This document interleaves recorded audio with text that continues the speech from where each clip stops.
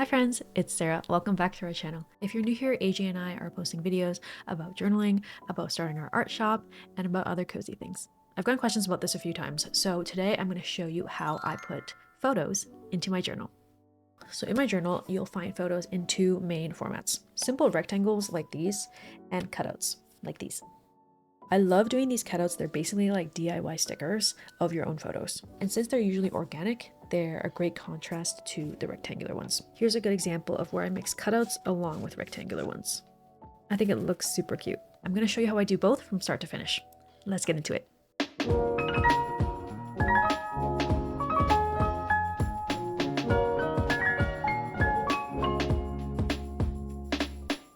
Okay, let's start with materials. For my photos, I just use my iPhone. The best camera is the one that you always have on you, so it's definitely, for me, my phone. Once I choose my photos, I'm going to use my iPad to organize them for print, but you can also use your computer or laptop. In terms of paper, I just use plain printer paper, nothing fancy, not sticker paper, just regular printer paper. I believe it's 20 to 24 pounds. And this step is totally optional, but I like to cut my paper down. This just reduces waste as much as possible. For my printer, the smallest size paper it will take is 3.5 by 5. So I cut my paper down to exactly that size.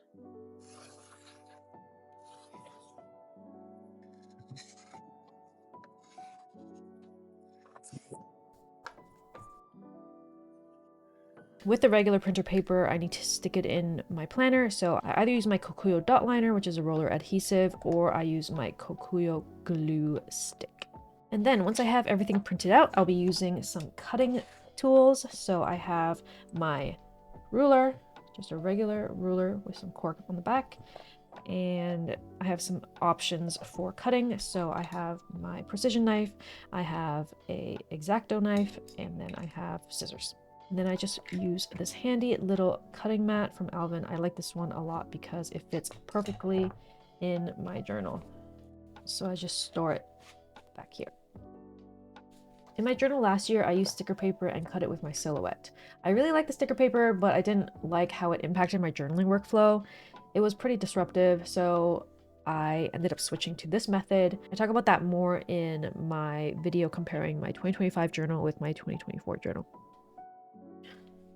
Okay, so I'm going to show you how I do this using Procreate on my iPad. I know not everyone has this, so I will show you another way to do this on your computer afterwards. So first things first, I will choose some photos from my camera roll.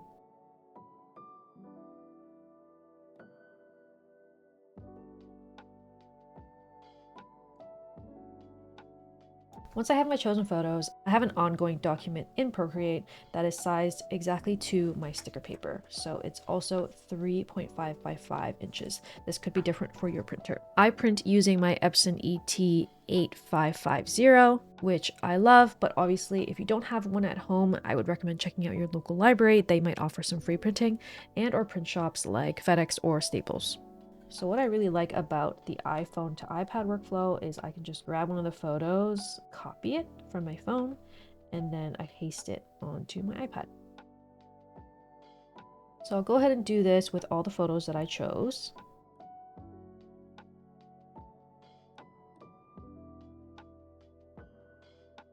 So now that I have all my images on there, I'll show you how I size this to my hobonichi. I have an image here that is exactly to size of my hobonichi grid. So what I recommend you do for your first time is if you go into your actions, canvas, and drawing guide, you turn that drawing guide on, and let's go into edit drawing guide. So how I have it set up is the grid lines represent the exact grid size of the hobonichi grid, which is 3.7 millimeters. So if you go ahead and tap on grid size, you can set that up here. So if you do millimeters and then 3.7, that will be the exact size of your hobonichi grid. I'm going to turn the opacity down a little bit, hit done, and then you have your grid. From there, this is how I sized my template. I made sure that when I brought my template in, that it lined up exactly with the guide that I just created. Hopefully that makes sense. But now I have this layer on top that I use to make sure that my images are sized approximately to what I want for my journal. Let's take a look at some of my rectangular photos first. So I brought this one of my dog, having some bacon, and you can see that my template sits on top and I can see approximately how big it will be when I print it out. How you do that is you set your template to multiply. So that means that instead of normal, where you can't see through it, it will eliminate the white parts of the template. I can now go to this image and resize it to approximately what I want in my journal. So let's say I want it approximately that big. This gives me a really good idea of when I print it out, what size it will be. So I'm going to do that with my other rectangular photos. You can also kind of play around with the layout here and think about how you want to lay them out in your journal once you print them out. Once I'm done that, I'll move on to my cutouts. So for example, let's start with an easy one. So this is some food that I got yesterday. I do this a lot with food. My goal here is to make a basically DIY sticker of just this food bowl. Circles are really easy, so you just create a new layer. I use a monoline brush. You draw a circle and you hold it. You size it to what you want, and then you can make it a perfect circle. From there, you can drag and fill in the circle, and then you're going to want that layer underneath your photo. From there, you're going to want to make your photo a clipping mask onto the circle itself. So you can see it's not perfect. I have some gaps here for sure. So I can just go ahead and play around with the size of my mask. So I can go and make it smaller or bigger to fit my image. Once I have this, I do the same thing as I did with the rectangular ones. This is too big for my journal, so I'm going to size it down. Maybe I want to put it on top of this one. Of course, you can change your mind easily and play around with the sizing afterwards. Okay, so let's go with a little more tricky of a cutout. So I'm going to show you how I do that with this image. Move it to the top. So how I do these is I cut them out with my selection tool. So I use the selection tool on the top left here, and then I will go through and kind of trace around what I want to be cut out of the image. It does not have to be perfect. If anything, cut more of the object than it feels like you should.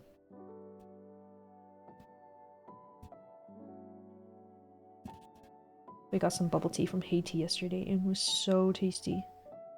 I like keeping track of what I eat. So once I close that shape, I can go ahead and copy, paste. So there you'll have a separate layer with just the image you just cut out. And now I can resize it just like usual. I just have one more that I want to do, so I'm going to do the same thing with this one that I just did with the bubble tea. This was my fish and chip meal from yesterday, and I'm going to do the exact same thing. I'm going to use the selection tool and cut it out of here. So this one has an even more complicated shape and background, but I'm just going to quickly go through and cut out what I want from the image. This is honestly a really fun and meditative process, and I enjoy being able to make things out of all the photos that I take of my food especially. Copy paste, and now I have that dish. I'm going to resize it down to what I want and then shuffle around my images. Clearly I have too many on this day, so I'm going to move some stuff around. One thing that I sometimes like to do is put a background on some of these cutouts. So what I'll do for that is I will pick my monoline brush again. I will make a new layer under the one that I want to make a background for, this one. And then I will do a loose kind of outline for that sticker. I do this often for stickers that have a lot of white in them to help them stand out. So then I usually choose a complementary color from the sticker itself and play around with it until it's something that I like. Okay, now I have everything sized to what I want. I go ahead and turn off that template layer. That is purely just to see the sizing that I want. So from here, I want to make sure that everything has space around it so we can cut them out afterwards. We are ready to print. What I usually do is save this as a PNG, and then I go to my Epson printing app. I choose that photo that we just made. You can see that's 3.5 by 5 inches, and then I'll go ahead and hit print.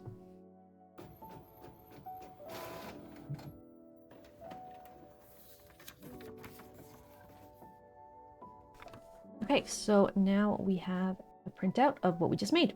So from here, we are ready to cut. But first, I'm going to show you another method to do this on your laptop or computer. Okay, so here I am in Canva. To be clear, I'm using the free version of Canva, so anybody can do this. I'll make sure to link this document in the description so that you can use it if you'd like. So what I've already done is I've added the Hobonichi A6 in here as a reference, so when you add your images, you can see how big they would be next to your journal. I've also set up rulers so you can see the Hobonichi grid size if you shift R. And if you aren't a Hobonichi user, then you can set up your grid by going to File, Settings, Add Guides, and then you can customize your guide and set up some sort of reference guide. So I would say if you're not using Hobonichi, maybe you do a 1-inch grid and you get an idea of how big your images would be. So because I have the reference, I don't need the rulers. So I have this reference here. And what I'll do is I'll just go ahead and add that image of my dog here first. So I just copy and pasted it in, super easy, resize it down to approximately the size I want. So let's say I want something like that. Once I print it out, it should look like this inside my journal. Let's try a more difficult image. So I'm going to try my fish and chips meal. This is what the image looks like. If I had Canva Pro, I could use this background remover tool here. So if you have Pro, you could just click this button and get rid of that background, which is super handy. Because I don't have it, I'm going to use a tool called Remove Background. It's also a free tool, and all I have to do is paste in my image, and it will magically cut the background out for me. Super clean, honestly, easier than my iPad. So from here, I just go ahead and copy this image and then paste it back into Canva. So now I have that cut out, and I can get rid of my square image. And then from here, if I want to add an outline to this image, I can go ahead and go to Edit, Shadows, and you want this outline option, and you can customize your outline. So make it a little bit bigger, change the color, and you want it at full intensity. So now when you print it out, you'll have this outline and you can cut out your image with that background color. Same thing, I resize this down to the size I want my journal, and that's it. I just do the same thing to all the images that I want. And then before I print, I want to make sure we don't print out this in the background. So usually what I'll do is I'll just delete it. When you're ready to print, just go to File, Download, and export your image for print. And when you're done with that, make sure you come back and undo deleting that image so you have it for next time. That's it. Super easy. Once you have it printed, let's cut them out. So now I have my cutting board as well as what we just cut out. And we're going to cut them out using a ruler and some assortment of knife and scissors. The rectangular ones are easy, and what I like to do is leave a little bit of a white border around them. I don't do this scientifically, I just kind of eyeball it and then cut. I leave a little bit of a white border like that. I just think it looks nice, but obviously this is totally optional and a stylistic choice.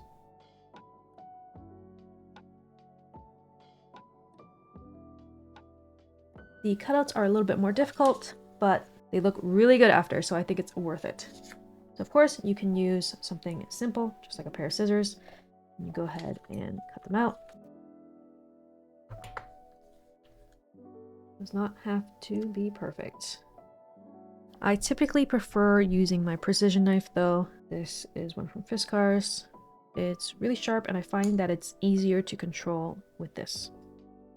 So I'm going to do my more complicated ones with this. Let's do this one first. Definitely a little bit harder to do this with a camera in my way, but you get the idea. Okay, and then last but not least, this is the one where we did the border. So I just make my border a little bit more than I want to cut it out, so that is enough of a bleed. I do the same thing.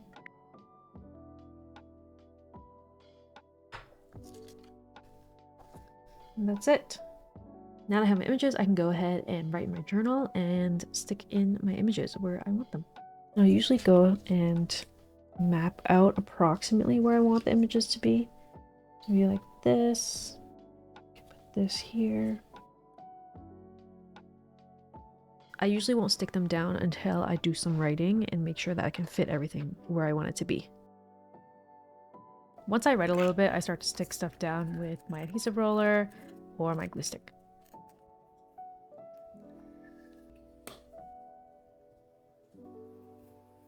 Start to finish, this whole process usually takes me around 15 to 20 minutes per day. It's pretty important to me that my journal process is very sustainable. So anything longer than I feel like 30 minutes per day, I might not actually do it. And then at the end, I'll usually finish off with some stickers or washi tape.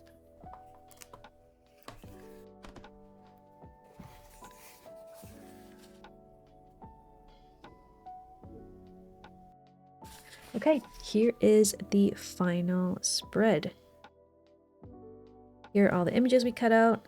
I put the cutouts on top of some of the rectangular ones, and then I added some stickers on top. I'm really enjoying this method of journaling this year, and I love how these are no longer just like images on my phone. So that is my typical journaling process these days. I go through my camera roll, I look through the photos that I really like and I want to highlight. I print those, I cut them out, and I stick them into my journal.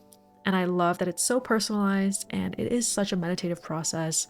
I do really enjoy winding down my day with some journaling. I hope this was helpful to you. If it was, give it a like and we'll see you in the next one. Thanks everyone. Bye.